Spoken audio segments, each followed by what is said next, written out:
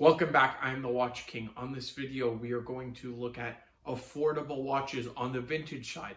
Are they worth it? Let's hop straight into it. Jumping right into it, these are our four watches. They're all very 70s, as you can tell, all integrated bracelets here. And I can do this for any era. It just depends on your reaction to this video if you guys want more of these affordable watches. Now, this watch is actually very funny. I mean, it's not so funny, but I think the shape is funny. It's an egg shape with this original mesh bracelet. Funny part is it kept its original tag. So if we open it up, it says a custom designed fashion watch, 17 jewels, unbreakable mainspring, protected against shock, and it's anti-magnetic. Now, the fashion watch is considered all those things not, right? Back in the day, I guess fashion watch was considered to be a nice term because it's in fashion, I guess.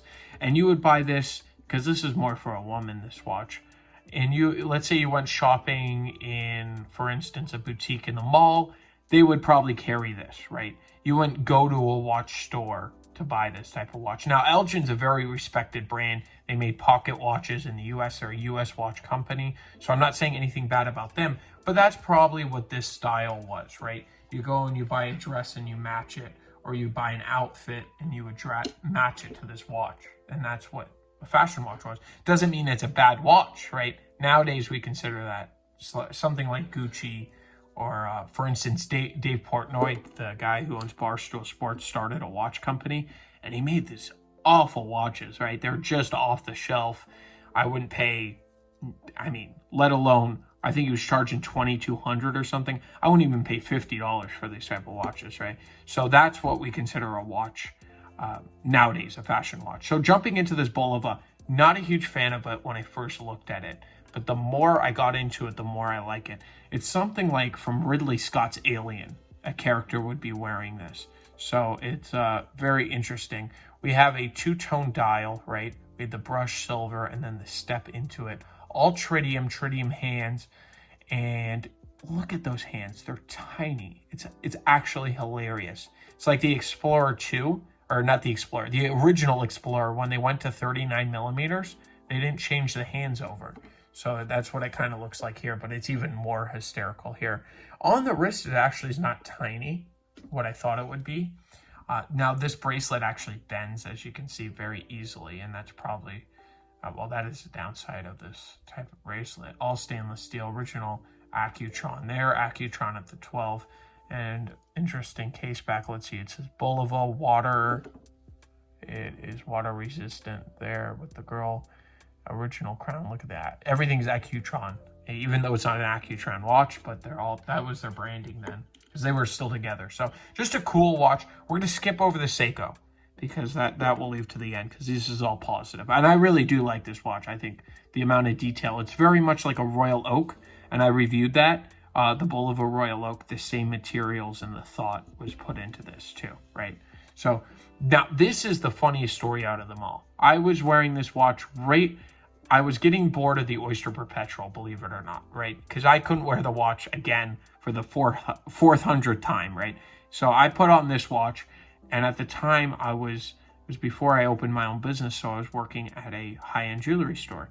And somebody came in, and he's like, nice Patek you're wearing. And I go, no, it's a Longines, right? I'm not going to say it's on. And he was shocked, and he couldn't believe that it was a Longines and not a. He said, well, I just know a lot of Pateks look like that. So he was kind of, I think he was a little embarrassed because he normally deals with somebody else at the store, and whatever the case may be.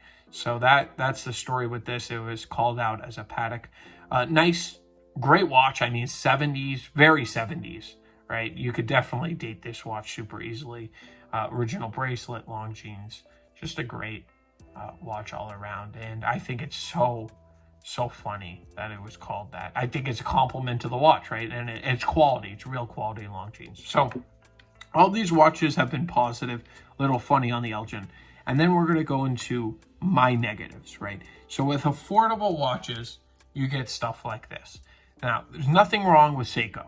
And I know that there's a lot of lovers of Seiko out there, and there's nothing wrong. And that's an actual real diamond they put in there. It's, I mean, very small, but they do cabochon on the crown. They're trying to be a Cartier tank. this is a personal story with me, right? So way before I was into watches, when I was a young kid, my grandmother used to visit from another city, and this is the watch she wore, right? This is the watch she wore on high-end occasions. She never bought a real watch. She always bought copies and stuff like that. And she bought the real Seiko, right? So when she bought that, it was something special to her. Now, she would wear this watch constantly. And every time she took it off, she would have this green ring. And comment down below if you know this, the green ring around her arm where this watch was sitting. So I never said anything about it. I did actually say it was kind of weird. Even when I was young, why is your arm green? She says, well, I'm allergic to the watch. And now, if it was me, right, and let's say I couldn't afford any watch but this, I wouldn't wear a watch. I feel like it's poisoning myself. And it's going to be funny because I just never... And that was a thing that people did, right? Base metal watches were a thing way before Seiko. And they were a thing where people, arms would turn green. I mean, that happened to me once on it was an expensive watch. It was a famous watch. I'm drawing a blank right now. H. Moser. It was an H. Moser watch. And it was very vintage, and it actually gave me a thing. I took it off and I never wore it again. I bought a special strap. Actually, I did, that covered the back, so I wouldn't have that problem. But that's crazy to me. Comment down below, have you ever worn a watch that turned your wrist green? And that's where I draw the line. So when you're sacrificing your, I don't want to say health, but your happiness, I guess your well-being, don't wear the watch, right? But watches, the three other ones are fantastic, don't get me wrong. You don't want to go down the rabbit hole of just buying affordable, because you're just never going to be satisfied, right? You're going to be, especially in the modern and even vintage, you're never going to be like, you're going to have 40 watches and they're all affordable. I always recommend, and I get it, right? Like this watch, we're actually going to, instead of ending it, I want to throw in this watch, right? So these two watches are meant to do the same thing, right? You can even tell, look at the difference, right? This is a base metal. This is 18 karat gold. This is supposed to emulate this type of watch, Cartier Tanker. This particular one's AP factory diamonds.